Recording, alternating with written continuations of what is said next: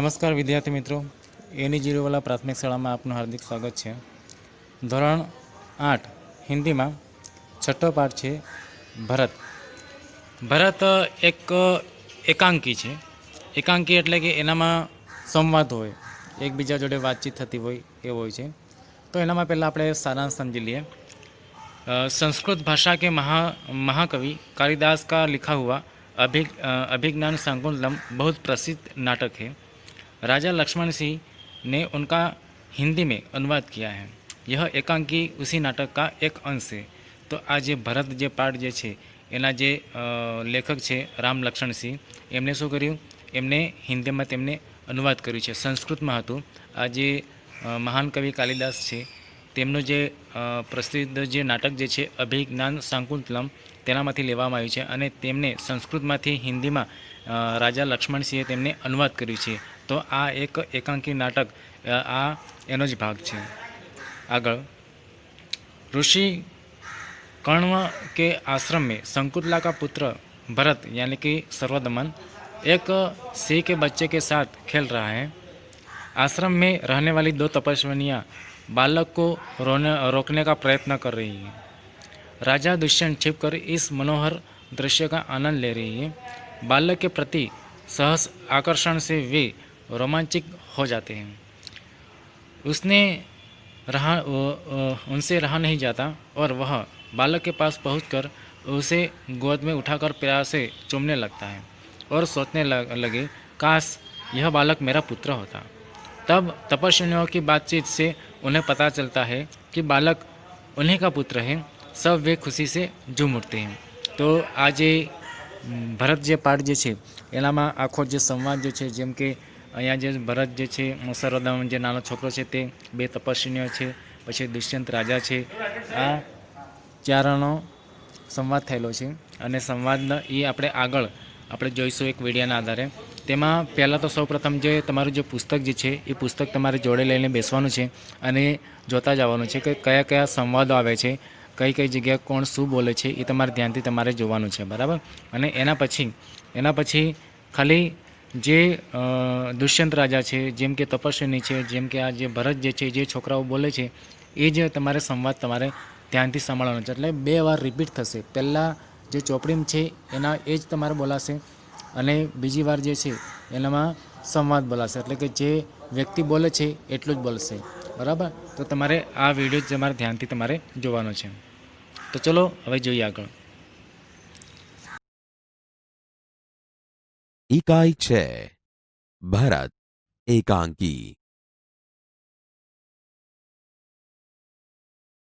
दृश्य, एक बालक सिंह के बच्चे को घसीटते हुए लाता है और दो तपस्विनियां उसे रोकती हुई आती है.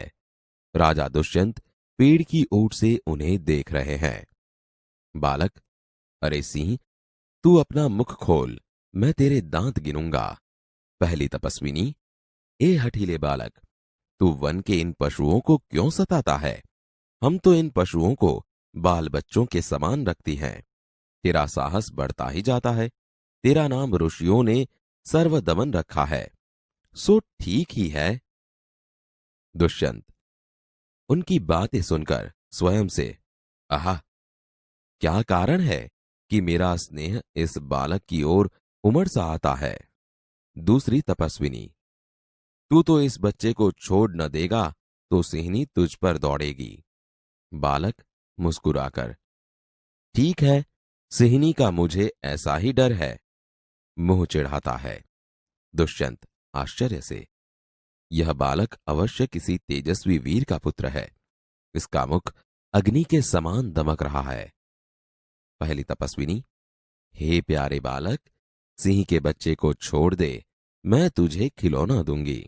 बालक हाथ पसार कर, पहले खिलौना दे दो, लाओ कहां है? दुष्यंत दूर से बालक की हथेली को देखकर स्वयं से, आहा, इसके हाथ में चक्रवर्तियों के लक्षण है. उंगलियों पर कैसा अद्भुत जाल है और हथेली की शोभा प्रातः कमल को भी लज्जित कर रही है. दूसरी तपस्विनी, हे सखी सुव्रता, यह बातों से न मानेगा, जा मेरी कुटिया में ऋषि कुमार के खेलने के लिए मिट्टी का मोर रखा है, उसे ले आ। पहली तपस्विनी, मैं अभी लिए आती हूं। जाती है। बालक, तब तक मैं इसी सिंह के बच्चे के साथ खेलूंगा। यह कहकर तपस्विनी की ओर देखकर हंसता है। दुष्यंत, आप ही आप। इस सुंदर बालक से खेलने को मेरा मन कैसा ललचाता है, आह भरकर।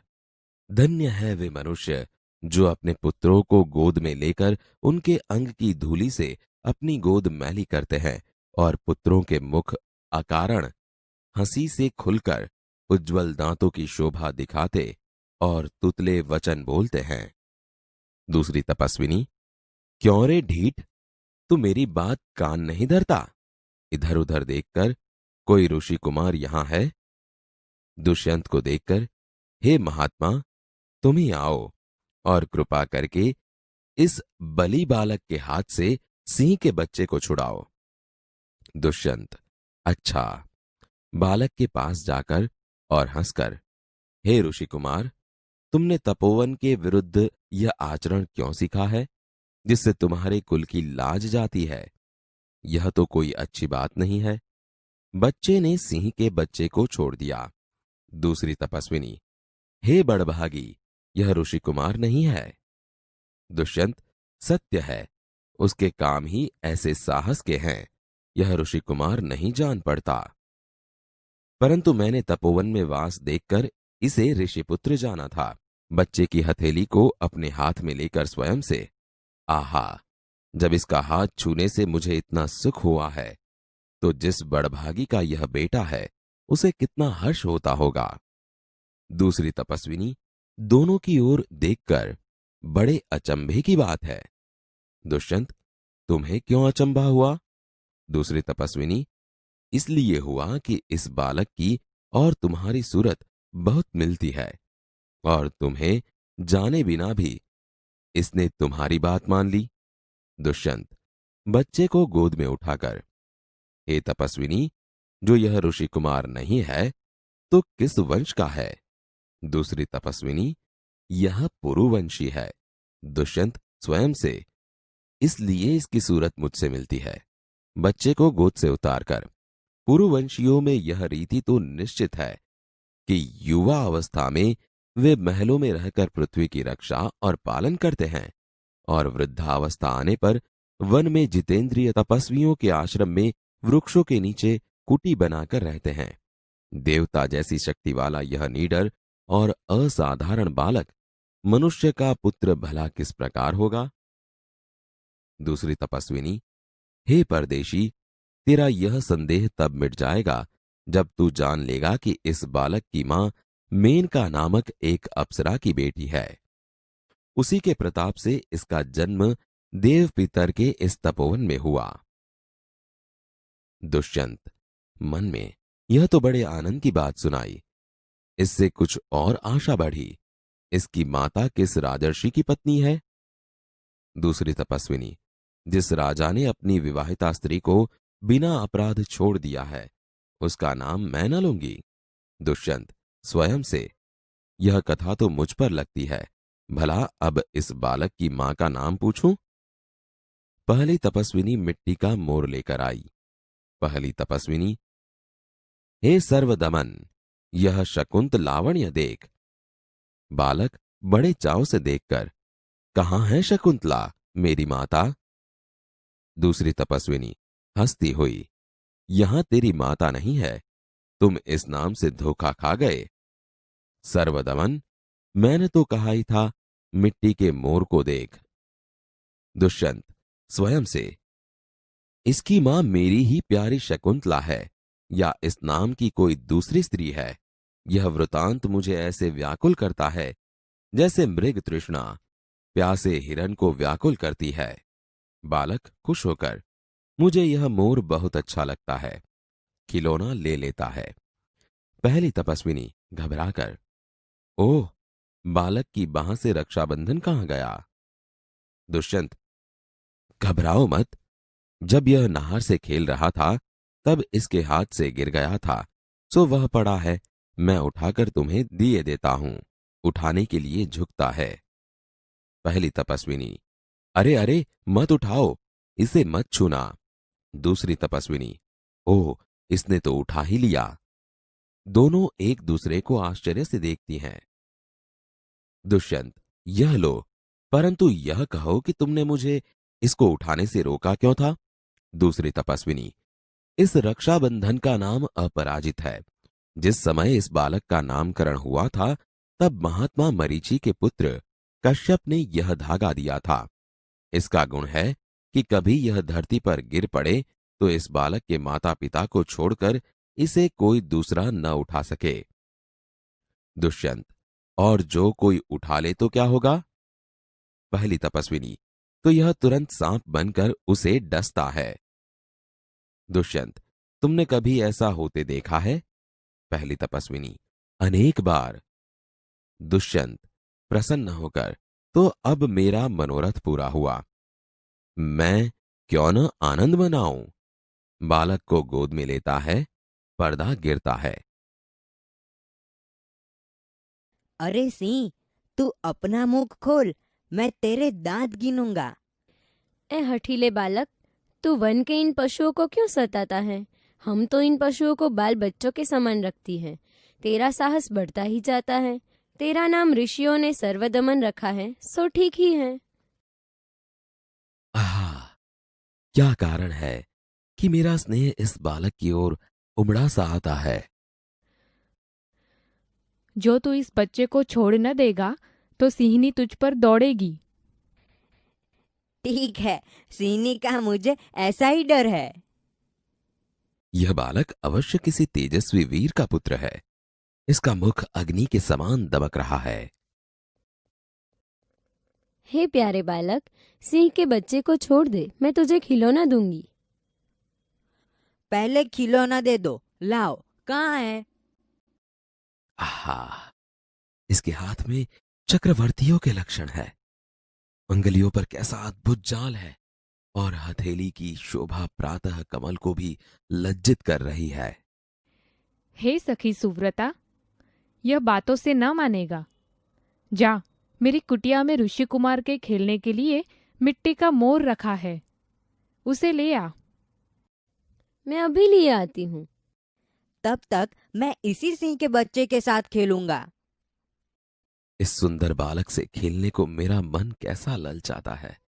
धन्य है वे मनुष्य जो अपने पुत्रों को गोद में लेकर उनके अंग की धूलि से अपनी गोद मैली करते हैं, और पुत्रों के मुख अकारण हंसी से खुलकर उज्जवल दांतों की शोभा दिखाते और तुतले वचन बोलते हैं। क्यों रे ढीठ, तू मेरी बात कान नहीं धरता? कोई ऋषि कुमार यहाँ है? हे महात्मा, तुम ही आओ और कृपा करके इस बलि बालक के हाथ से सिंह के बच्चे को छुड़ाओ। अच्छा, हे ऋषि कुमार, तुमने तपोवन के विरुद्ध यह आचरण क्यों सीखा है, जिससे तुम्हारे कुल की लाज जाती है? यह तो कोई अच्छी बात नहीं। हे बड़भागी, यह ऋषि कुमार नहीं है। सत्य है, उसके काम ही ऐसे साहस के हैं, यह ऋषि कुमार नहीं जान पड़ता। परंतु मैंने तपोवन में वास देख इसे ऋषिपुत्र जाना था। आहा, जब इसका हाथ छूने से मुझे इतना सुख हुआ है, तो जिस बड़भागी का यह बेटा है उसे कितना हर्ष होता होगा। बड़े अचंभे की बात है। तुम्हें क्यों अचंभा हुआ? इसलिए हुआ कि इस बालक की और तुम्हारी सूरत बहुत मिलती है, और तुम्हें जाने बिना भी इसने तुम्हारी बात मान ली। हे तपस्विनी, जो यह ऋषि कुमार नहीं है तो किस वंश का है? यह पुरुवंशी है। इसीलिए इसकी सूरत मुझसे मिलती है। पुरुवंशियों में यह रीति तो निश्चित है कि युवा अवस्था में वे महलों में रहकर पृथ्वी की रक्षा और पालन करते हैं, और वृद्धावस्था आने पर वन में जितेंद्रिय तपस्वियों के आश्रम में वृक्षों के नीचे कुटी बनाकर रहते हैं। देवता जैसी शक्ति वाला यह निडर और असाधारण बालक मनुष्य का पुत्र भला किस प्रकार होगा? हे परदेशी, तेरा यह संदेह तब मिट जाएगा जब तू जान लेगा कि इस बालक की माँ मेनका नामक एक अप्सरा की बेटी है। उसी के प्रताप से इसका जन्म देव पितर के इस तपोवन में हुआ। यह तो बड़े आनंद की बात सुनाई। इससे कुछ और आशा बढ़ी। इसकी माता किस राजर्षि की पत्नी है? जिस राजा ने अपनी विवाहिता स्त्री को बिना अपराध छोड़ दिया है, उसका नाम मैं ना लूंगी। यह कथा तो मुझ पर लगती है। भला अब इस बालक की मां का नाम पूछो। हे सर्वदमन, यह शकुंत लावण्य देख। कहाँ है शकुंतला, मेरी माता? यहाँ तेरी माता नहीं है। तुम इस नाम से धोखा खा गए सर्वदमन। मैंने तो कहा था मिट्टी के मोर को देख। इसकी मां मेरी ही प्यारी शकुंतला है, या इस नाम की कोई दूसरी स्त्री है? यह वृतांत मुझे ऐसे व्याकुल करता है जैसे मृग तृष्णा प्यासे हिरन को व्याकुल करती है। मुझे यह मोर बहुत अच्छा लगता है। ओह, बालक की बांह से रक्षाबंधन कहाँ गया? घबराओ मत। जब यह नहर से खेल रहा था तब इसके हाथ से गिर गया था, सो वह पड़ा। मैं उठाकर तुम्हें दिए देता हूं। अरे अरे, मत उठाओ, इसे मत छूना। ओह, इसने तो उठा ही लिया। यह लो। परंतु यह कहो कि तुमने मुझे इसको उठाने से रोका क्यों था? इस रक्षाबंधन का नाम अपराजित है। जिस समय इस बालक का नामकरण हुआ था, तब महात्मा मरीचि के पुत्र कश्यप ने यह धागा दिया था। इसका गुण है कि कभी यह धरती पर गिर पड़े तो इस बालक के माता पिता को छोड़कर इसे कोई दूसरा ना उठा सके। और जो कोई उठा ले तो क्या हो? तो यह तुरंत सांप बनकर उसे डसता है। तुमने कभी ऐसा होते देखा है? अनेक बार। तो अब मेरा मनोरथ पूरा हुआ। मैं क्यों ना आनंद मनाऊं।